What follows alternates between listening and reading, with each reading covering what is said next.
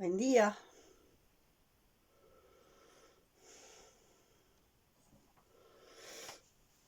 Acá vengo yo, con esas cosas raras que yo tengo. Esas cosas raras y extrañas que yo tengo. Anatole France decía que todas las ideas son subversivas antes de ser tutelares. Y esa frase yo la leí a los 14 años. Yo la leí a los 14 años, esa frase. Y a los 14 años me dejó un impacto muy grande.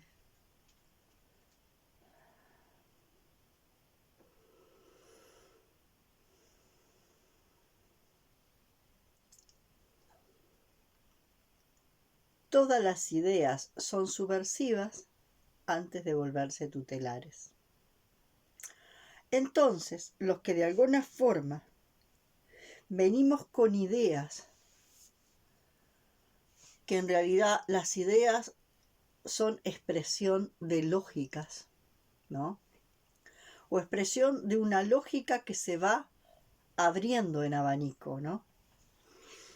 Esto, las ideas como expresión de lógicas que se van abriendo, ¿no? En abanico.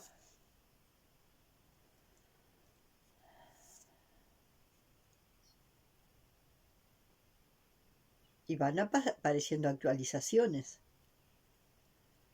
porque la percepción se vuelve más fina, mejor enfocada, más fina, mejor enfocada, y en eso de volverse más fina y mejor enfocada, lo que va sucediendo es que aumenta la pixelación. La pixelación se vuelve más fina y aparecen elementos que antes no estaban. Aparecen elementos en el campo que antes no estaban. Es increíble. Yo me siento acá a mil cosas, a hablar por teléfono, a mirar el campo, a pelar verdura, a tejer, que alguna vez he intentado tejer en estos últimos tiempos. Y él no aparece. Aparece o cuando estoy en una sesión terapéutica o cuando estoy por grabar un video. Aparece en esos instantes. Y justamente aparece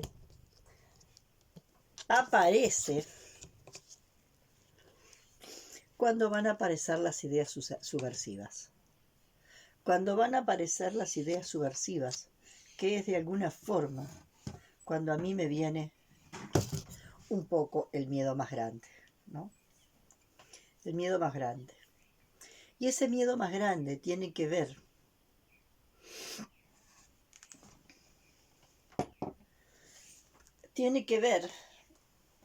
con esas memorias que algunos nos vienen, con esas memorias transgeneracionales que algunos nos vienen. Y como yo contaba, yo era chica, tenía 4 o 5 años, y yo a mí se me presentaba como pesadilla el estar siendo quemada en la hoguera. No había televisión, no existía cuando yo era niña, y menos en el campo. No había televisión. Al cine nunca fui, hasta creo que la primera vez que fui al cine tenía 13 años. Y las conversaciones de la gente en el campo tenían que ver, yo qué sé, con su trabajo, con la huerta, con la chacra, con las gallinas, con los chanchos, con lo que conformaba su vida cotidiana, o si no, con el cotorreo vincular, ¿no? Con ese cotorreo vincular donde todo el mundo hablaba de todo el mundo. Pero en el campo casi nadie leía. En mi casa se leía mucho, es cierto, porque mi hermana leía, Mi hermana leía mucho, tenía una biblioteca muy grande, y ahí a través de mi hermana yo empecé a sentir, mi hermana fue quien de alguna manera me despertó la ansiedad epistémica, ¿no? Y la ansiedad epistémica eh, me llevó a los libros. Hay muchas formas donde la ansiedad epistémica puede encontrar eh, el camino hacia, esa comprensión que mueve a la ansiedad epistémica, ¿no? Algunos pueden encontrar técnicas de meditación donde de alguna forma hacen preguntas y las respuestas les llegan. Bueno, distintas formas. La búsqueda de visión, que yo la nombro mucho, tú te presentas con una pregunta a la búsqueda de la visión, y de alguna forma cuando tu mente racional colapsa, te llega la respuesta, ¿no? Que es algo bastante parecido a lo que pasa en la divagación nocturna. Bueno,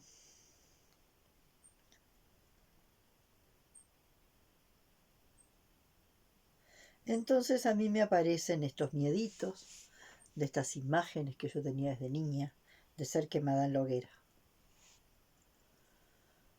Bueno, ¿qué es lo que de alguna forma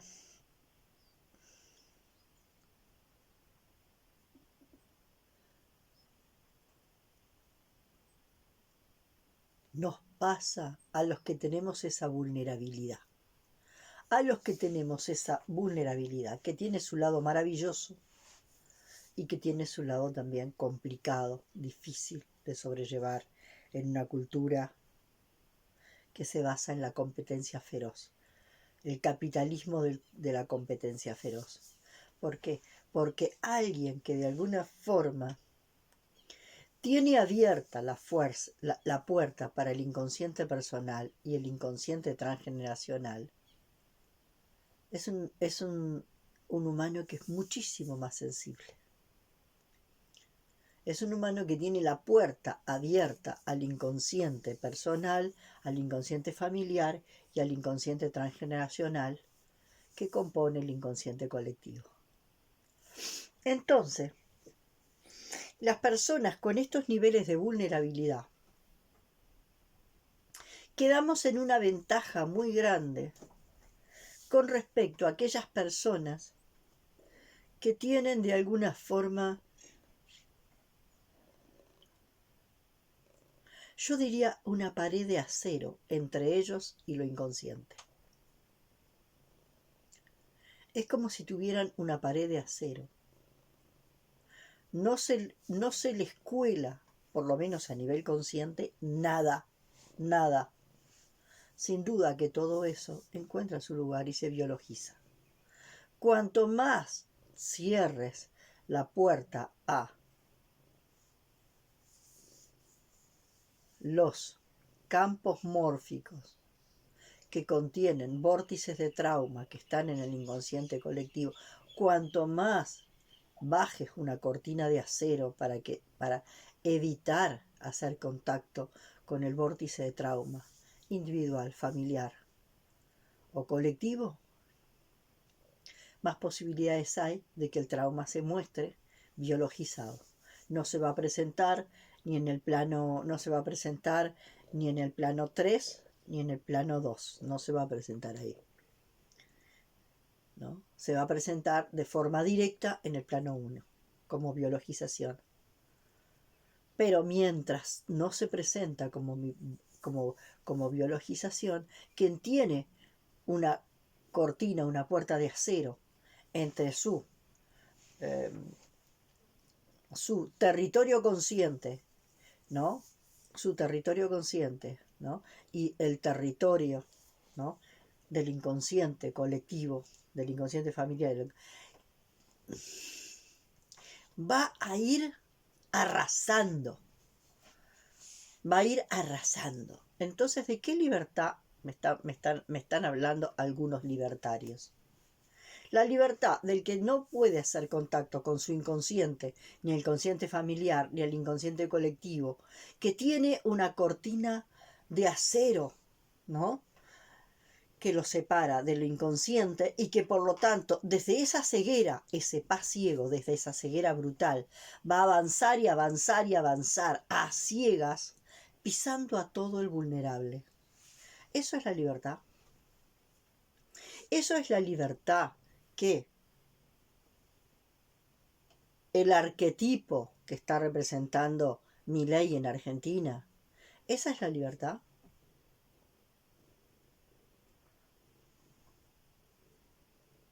La libertad de que el ciego que no hace contacto con su inconsciente avance, pise, arrase.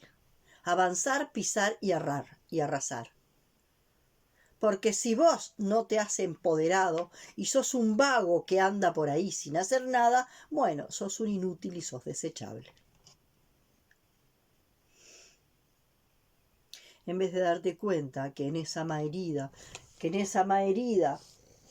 que de alguna manera, con esa herida que muestra la herida, pero que todavía no sabe cómo gestionarla, y como muestra la herida, pero no sabe cómo gestionarla, se queda un poco en el victimismo, ¿no? Porque todavía recién están apareciendo los mecanismos como para poder salir de ahí.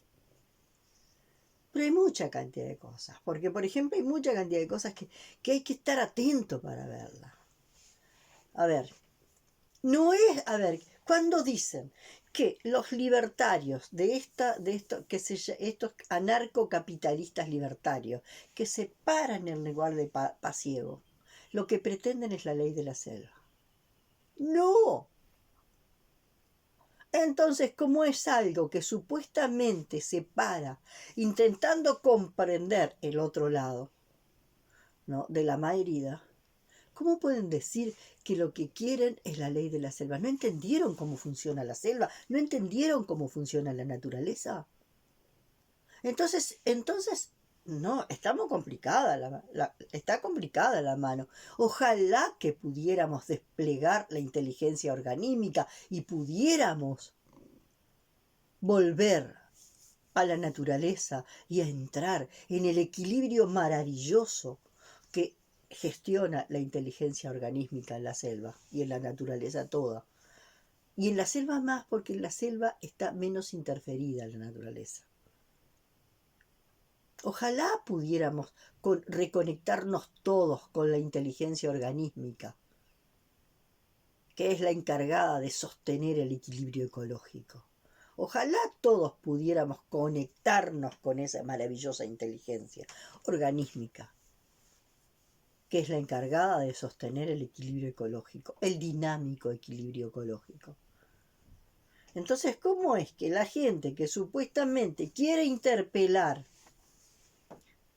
a este grupo de personas que está tomada por el pasiego,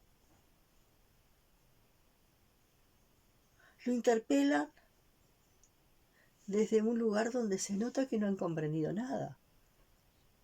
No se quiere instalar, no estamos preparados para retornar a eso que llama la ley de la selva, al maravilloso equilibrio ecológico comandado por la inteligencia organísmica que funciona aún en la selva menos interferida por el humano. Clarisa Píncola dice que nuestra salida es recuperar nuestra naturaleza salvaje. Y nuestra naturaleza salvaje tiene que ver con la inteligencia organísmica. Y cómo nuestra naturaleza salvaje está comandada por la inteligencia organísmica. No. Entonces, ¿qué es lo que acá se confunde? Acá se confunde lo salvaje con lo bestial. Lo he dicho muchas veces, se confunde lo salvaje con lo bestial. Lo salvaje es una sabiduría impresionante. Lo salvaje es toda la expresión de la inteligencia organísmica. lo bestial proviene justamente de todo lo salvaje reprimido, que cuando retorna perverso, en distorsión, perverso, en distorsión. Retornar perverso es retornar en distorsión. Entonces, cuando lo salvaje se vuelve perverso, es porque se intentó reprimir. Y lo salvaje se reprime, se esconde,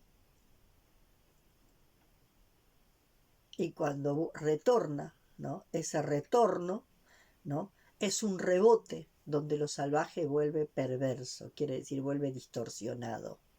Y lo salvaje cuando retorna convertido en lo bestial.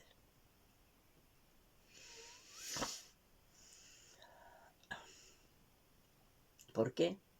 Porque lo salvaje se acumula, se acumula, se acumula, se acumula y empieza a hacer presión como una olla a presión. Y cuando revienta, revienta con todo. Y revienta en lo mental, generando lógicas absolutamente distorsionadas, revienta en lo emocional, con una gestión muy distorsionada de las emociones, y revienta en lo biológico, como biologizaciones. Entonces tenemos por un lado toda la gente que representa el pasiego, ¿no? Que cada vez se está moviendo con mayor crueldad y mayor brutalidad, ¿no? Que avanza considerando que los que de alguna forma tienen la vulnerabilidad, porque a través de ellos se muestra el trauma personal, familiar y colectivo, porque a través de ellos se muestra todo eso, ¿no? Los que muestran el trauma son los desechables, porque no tienen resiliencia. Entonces esa es la historia de la resiliencia, la interpelación más profunda de este concepto de resiliencia que se ha puesto de moda. ¿Son resilientes estos que se vuelven, que se instalan en una coraza de acero, que evitan toda conexión con lo inconsciente y que ante la adversidad avanzan como un tanque de guerra pisando y aplastando lo que venga? Esa es la resiliencia. Yo creo que hay conceptos que se han empezado a usar para acá y para allá y se han usado sin entrar profundo a comprenderlos, ¿no? Entonces, como el paz ciego, que es estos, que de alguna forma es este, que tiene la cortina que lo conecta con el inconsciente, la cortina de acero que lo desconecta de lo inconsciente, bajada al piso y no va a tener contacto jamás de manera consciente con lo, con el vórtice de trauma. Bueno, instalado en su negacionismo, va a avanzar como un tanque de guerra pisándolo todo. Todo, todo, todo.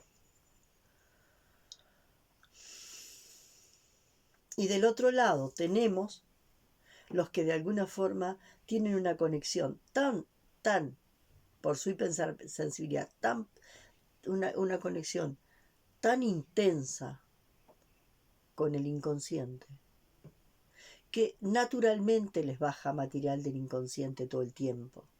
Y a veces comprenden el material del inconsciente que les está bajando y otras no.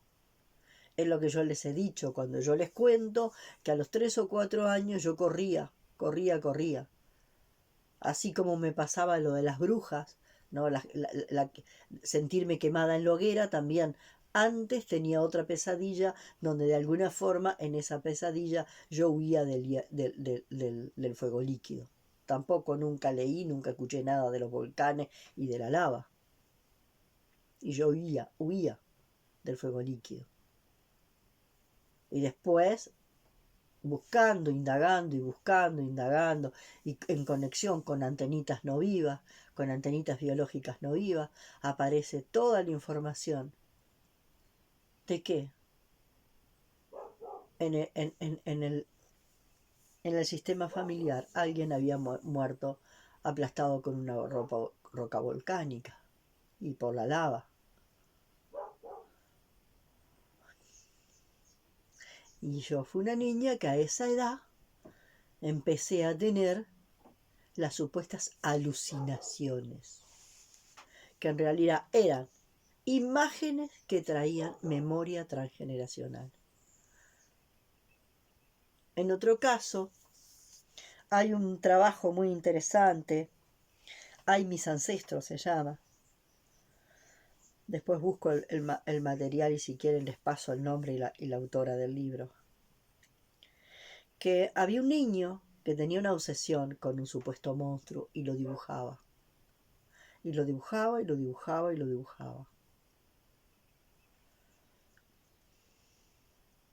Hasta que estaba atendido por un grupo multidisciplinario y de pronto alguien dice, pero este dibujo de este monstruo, el dibujo de este monstruo que está hablando del que habla este niño, corresponde con la imagen de una persona que con una máscara de gas, que avanza con una máscara de gas. Y exactamente había sucedido. En este niño se presentaba una memoria transgeneracional de un familiar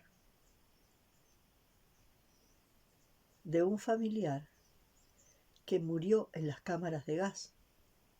Y la memoria, ¿y cómo es? Porque fantástico, si la persona logra huir,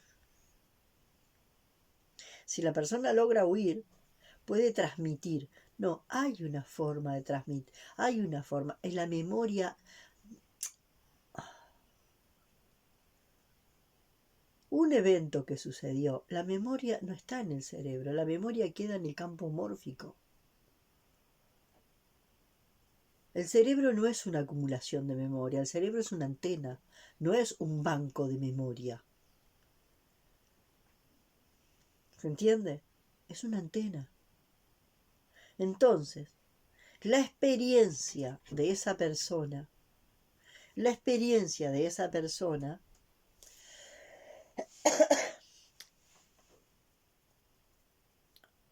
generó información que se acumuló en un campo mórfico. Y este campo mórfico va a encontrar una antena a través de la cual hacerse visible. Entonces, las personas desechables, para los que funcionan desde el lado desde el pasiego, las personas desechables son las personas muy vulnerables, que tienen unos cerebros antenas que son capaces de captar toda esa información que hay en los campos mórficos, ¿no? Que de alguna forma sostienen, ¿no?, estas memorias de trauma.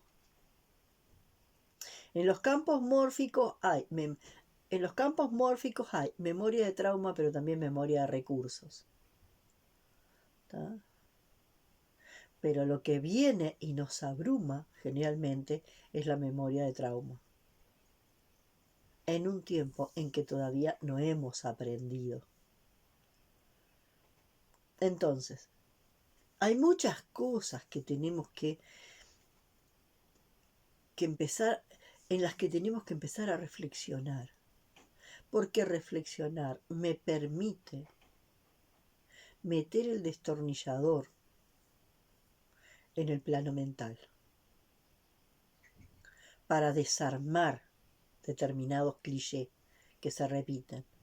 Porque vamos a funcionar como con la ley de la selva. Eso es un cliché.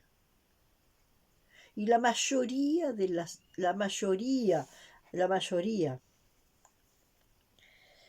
las cosas que decimos son clichés. la mayoría de las cosas. El tema es que cada cliché que somos capaces de tomar el destornillador y desarmar, cada cliché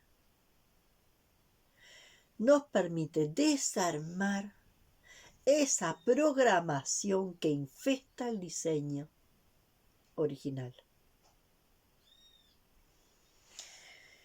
¿No? Y es bien importante definir lo que es el diseño original y lo que es cuando el diseño original está interferido por toda la cantidad de programas que son textos de justificación para evitar entrar al vórtice de trauma. Bueno, les vuelvo a decir esto que me asombra. Hay videos que en cuestión de 4 o 5 horas tienen 200 vistas y hay videos que en 6 días tienen 25 vistas. Les vuelvo a decir lo mismo. Y les vuelvo a sugerir, insisto, todos los videos tienen referencia a otros videos.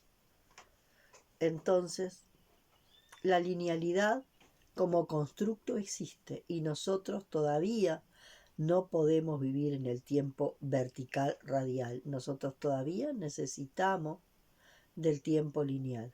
¿Que no existe? Porque es solamente un constructo. Bueno, pero es un constructo que por ahora es como una muleta de la cual no podemos desprendernos. Que vamos tratando de fortalecernos para ir pudiendo soltar eso. Pero no se suelta por decreto. Yo no puedo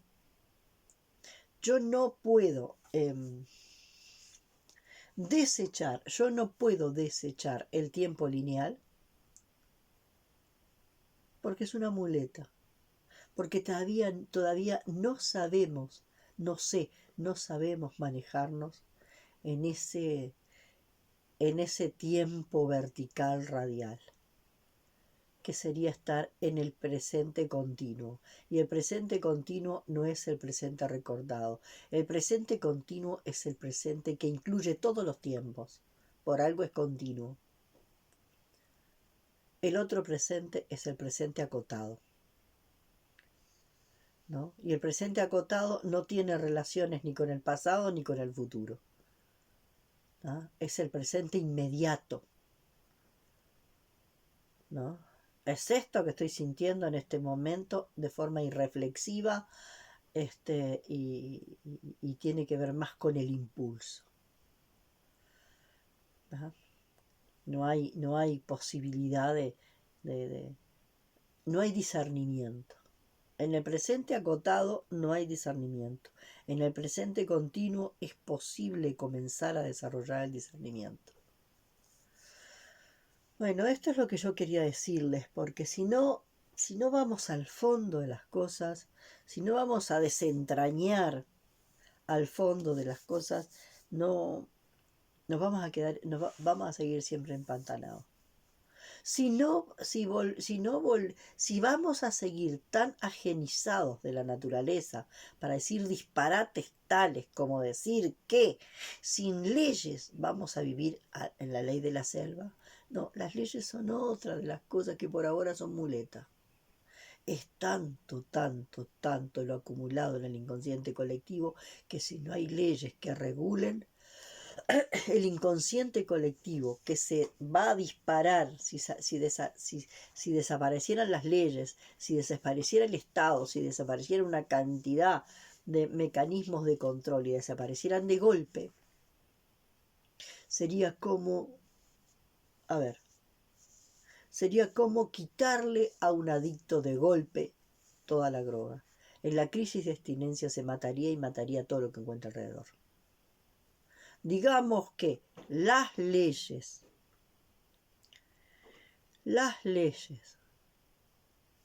el Estado y demás son una suerte de necesaria droga reguladora desde afuera, porque hemos perdido la capacidad de autorregulación.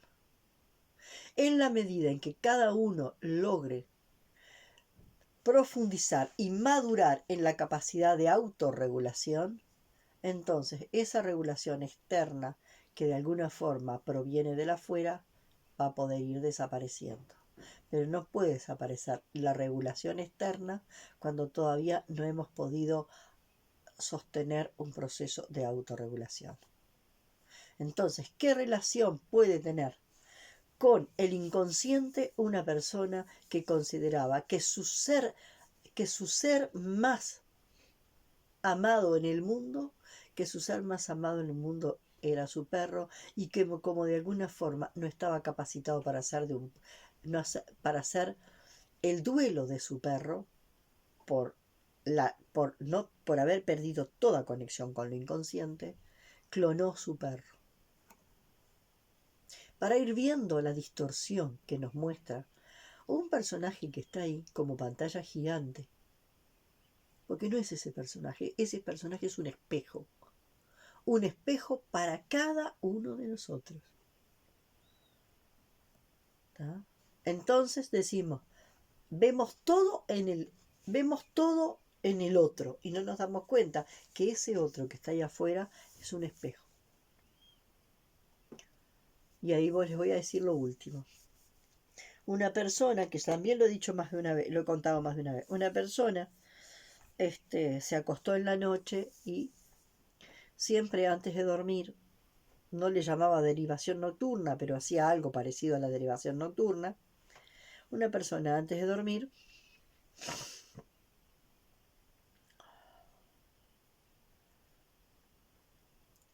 y plantó una pregunta, como quien va y planta una pregunta en la búsqueda de visión. Bueno, esto es una forma de hacerlo también. Plantó una pregunta antes de dormir de por qué habían personas tan crueles como Saddam Hussein. El sueño que tuvo fue el siguiente. Saddam Hussein apareció arriba de un cerro. Todo alrededor, abajo, en la ladera que rodeaba el cerro, había una muchedumbre. Todos con el dedo señalando para arriba. Tú eres cruel, tú eres cruel, tú eres cruel. Tú eres cruel. Saddam Hussein se convirtió en un espejo cilíndrico y dijo, yo soy la sumatoria de las pequeñas crueldades que ustedes no asumen. Así que ponemos, por ejemplo, a esta persona, que en este momento de alguna forma lo tenemos ahí como una figura rara para muchos, y lo ponemos ahí. Tú eres psicopático, tú eres psicopático, tú eres loco, tú eres psicopático, lo ponemos allá arriba. También, ¿se convierte en qué? En un espejo cilíndrico. Tú eres todo de lo que estás acusando al otro, vos tenés una cuota aparte. Y todas la sumatoria de todas las cuotas partes las depositamos allá. Y entonces ahí vemos también esta suerte de vulnerabilidad del otro. Vulnerabilidad de esta persona que tan a ciegas está operado por un campo de trauma. En todo su negacionismo no puede darse cuenta que está siendo operado por un vórtice de trauma. Y lo está.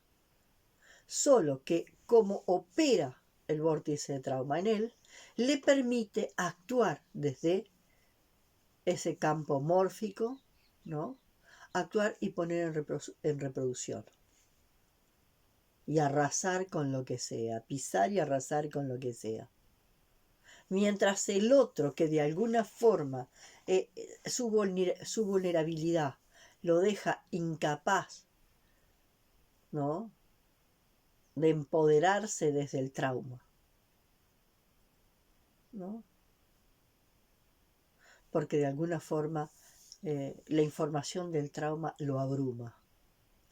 A este otro personaje no lo abruma el trauma, porque el trauma lo toma y lo usa como títere. Y como está en el pasiego, no se da cuenta que está siendo operado por el trauma. Esto era lo que quería decir hoy. Hasta la próxima.